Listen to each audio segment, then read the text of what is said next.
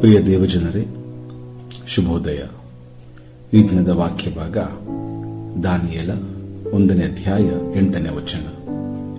ದಾನಿಯೇಲನು ತನ್ನನ್ನು ಅಶುದ್ಧ ಮಾಡಿಕೊಳ್ಳಬಾರದೆಂದು ನಿಶ್ಚಯಿಸಿ ಕಂಚುಕಿಯರ ಅಧ್ಯಕ್ಷನಿಗೆ, ನಾನು ಅಶುದ್ಧನಾಗಲಾರೆ, ಕ್ಷಮಿಸು ಎಂದು ವಿಜ್ಞಾಪಿಸಿದನು.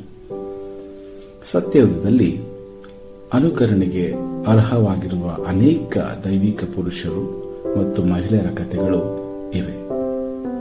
ಅನೇಕ ಮಾದರಿಯ ಜೀವಿತಗಳನ್ನು ನೋಡುವಾಗ ನಮಗೆ ಅನೇಕ ಉತ್ತೇಜನ ಸಿಗುತ್ತದೆ.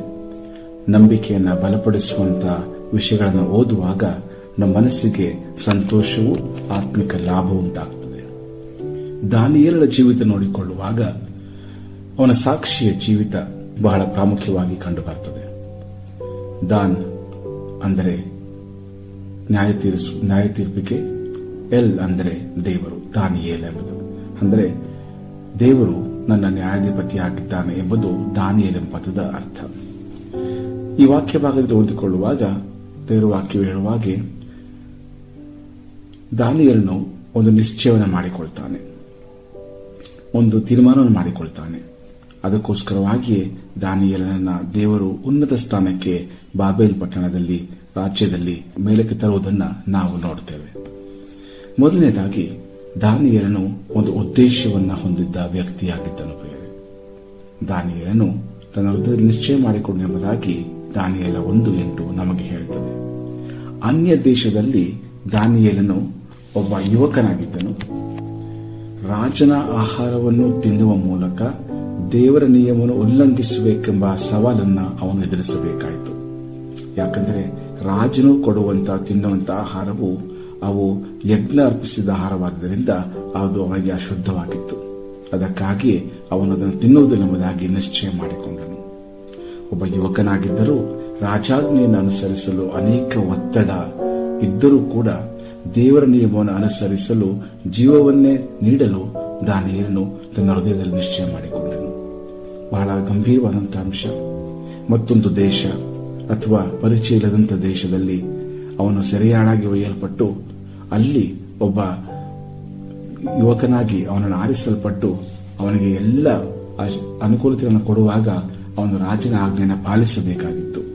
ಆದರೂ ಅವನು ತಾನು ಅಶುದ್ಧನಾಗಲಾರೆ ಎಂಬ ತೀರ್ಮಾನ ಮಾಡಿಕೊಂಡು ಅದನ್ನು ವಿರೋಧಿಸುವುದನ್ನು ನಾವು ನೋಡುತ್ತೇವೆ. ಹಾಗಾದರೆ ದಾನಿಯೇಲನು ಮೊದಲನೇದಾಗಿ ಒಂದು ಉದ್ದೇಶವನ್ನ ಹೊಂದಿದ್ದ ವ್ಯಕ್ತಿಯಾಗಿದ್ದನು. ಎರಡನೇದಾಗಿ ದಾನಿಯೇಲನು ಶುದ್ಧತೆಯ ವ್ಯಕ್ತಿಯಾಗಿದ್ದನೆಂಬುದಾಗಿ ನಾವು ನೋಡಿಕೊಳ್ಳುತ್ತೇವೆ. ದಾನಿಯೇಲನ ಪುಸ್ತಕದಲ್ಲಿ ಮುಂದೆ ಅನೇಕ ಅಧ್ಯಾಯಗಳನ್ನು ಓದಿಕೊಳ್ಳುವಾಗ, ವಿಶೇಷವಾಗಿ 6ನೇ ಅಧ್ಯಾಯದಲ್ಲಿ ಓದಿಕೊಳ್ಳುವಾಗ ನಮಗೆ ಗೊತ್ತಾಗ್ತದೆ, ಅವನ ವಿರೋಧಿಗಳು ಅವನಲ್ಲಿ ಯಾವುದೇ ದೋಷವನ್ನ ಹುಡುಕಲು ಸಾಧ್ಯವಾಗಲಿಲ್ಲ.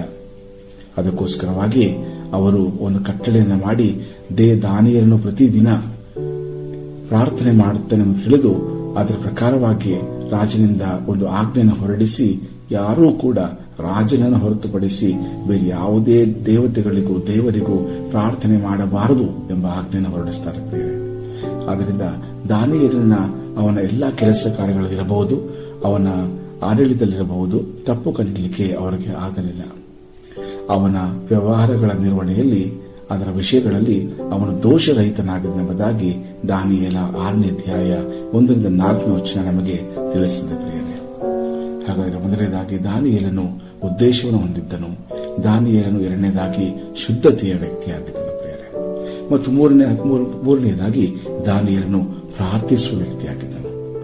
ಇಷ್ಟೆಲ್ಲ ಅವನು ಅಧಿಕಾರಕ್ಕೆ ಬರಲಿಕ್ಕೆ, ಇಷ್ಟೆಲ್ಲ ಶೋಧನೆ ಜಯಿಸಿ ನಿಲ್ಲಲಿಕ್ಕೆ, ಇಷ್ಟೊಂದು ನಂಬಿಕೆಯನ್ನು ಅವನಿಗೆ ಕೊಡಲಿಕ್ಕೆ ಒಂದೇ ಕಾರಣ, ಅವನು ಪ್ರಾರ್ಥನೆಯ ವ್ಯಕ್ತಿಯಾಗಿದ್ದನು. ಪ್ರಿಯರೇ, ಅವನ ಪ್ರಾರ್ಥನಾ ಜೀವಿತವನ್ನ ಒಂದು ಚಿಕ್ಕದಾಗಿ ಪರಿಚಯ ಮಾಡಿಕೊಳ್ಳೋಣ.